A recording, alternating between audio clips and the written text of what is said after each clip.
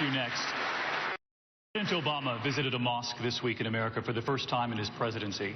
President George W. Bush visited a mosque after September 11th. You said of President Obama, quote, he's always pitting people against each other.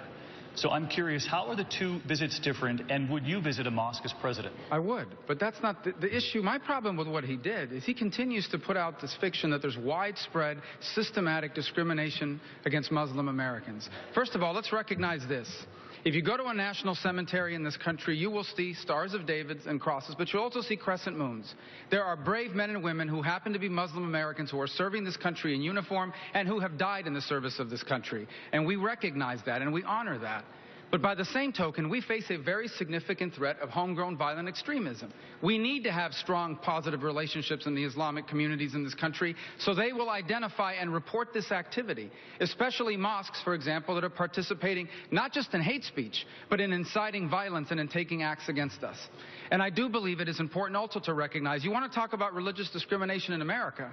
Well, I don't think Barack Obama is being sued by any Islamic groups, but he is being sued by the Little Sisters of the Poor. We are facing in this country Christian groups and groups that hold traditional values who feel and in fact are being discriminated against by the laws of this country that try to force them to violate their conscience. Senator Rubio, thank you. Martha? Governor Christie, earlier